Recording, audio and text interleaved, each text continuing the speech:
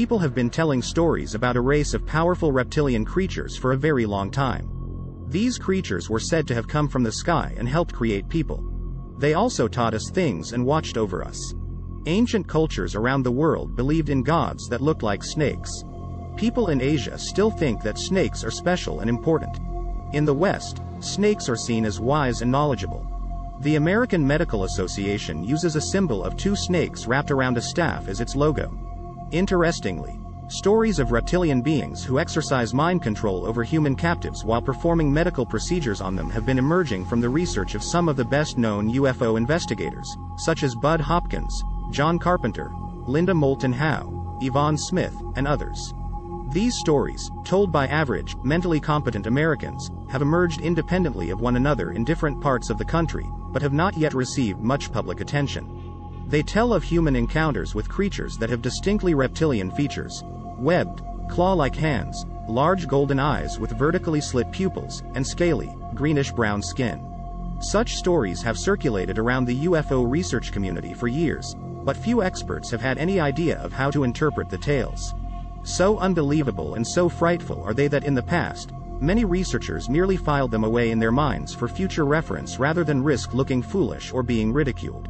Little by little, at UFO conferences around the country, abductees and researchers learned of each other's similar experiences with reptilian creatures, and gradually the stories became public. Today, researchers agree that there are a variety of entities involved in the alien abduction scenario, including the familiar greys, tall, human-looking blondes, the reptilians, and hybrids, half human and half alien. In addition, there seem to be variations of each of these that imply crossbreeding and considerable diversity. It is not clearly understood how each type interacts with the others, although they are often reported seen together. John Carpenter has kept close track of the abduction phenomenon. He is the director of abduction research for the Mutual UFO Network, MUFON, one of the largest and most credible organizations dedicated to the scientific study of UFOs and abductions. Carpenter holds a master's degree in social work and is a highly qualified hypnotherapist who works as a psychiatric social worker in Springfield, Missouri. Since the late 1980s, he has worked with more than 100 abductees and compiled information on hundreds of others. In addition, he is in contact with other researchers in the field. He has been involved in 10 cases where experiencers have described reptilian entities, and he is aware of researchers in other parts of the country with similar cases. Abductees often have distinct claw-like cuts and bruises on their bodies after their apparent abductions. Some people say they have seen creatures that look like a mix between a human and a snake.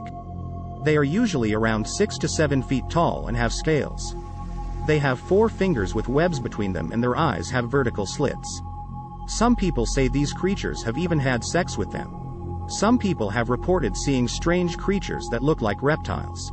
A big study was done to try to learn more about these sightings. The study found that some people have seen these creatures, but it's not very common. The appearance of gods with reptilian forms has been almost universally present in the mythologies of different cultures around the world. For example, Nuwa is a Chinese mythology goddess known for creating mankind and repairing heaven. She is considered powerful and benevolent with association to creation, fertility, and motherhood. Nuwa is also linked to fire and water elements and is one of the oldest and most important deities in Chinese mythology. Quetzalcoatl, Aztec god of wind, learning, and the morning star, often depicted as a feathered serpent. Apep, ancient Egyptian deity of chaos and darkness, represented as a giant serpent. Nagas, Hindu and Buddhist serpentine creatures, often depicted as half-human, half-serpent beings and revered as protectors of springs, wells, and rivers. And the embodiment of the devil in the Bible is also one.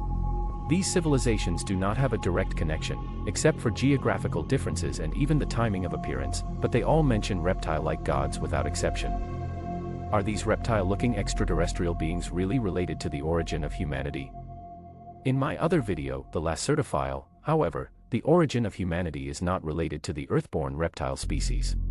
The description in the video so far shows that some of the extraterrestrial contacts or witnesses saw reptile-like intelligent creatures, which is similar to the image of reptile-looking gods mentioned by ancient civilizations. If we consider the gods mentioned in ancient human civilizations as extraterrestrial intelligent creatures with higher technology, I think this is a reasonable conclusion. Even now, the mobility capabilities of the UFO that we have heard about are still objects that only gods can make. Right. We just use UFO, a more realistic name. If you like this video, please like, share, and if you haven't subscribed yet, turn on the notification bell so you won't miss the next exciting video.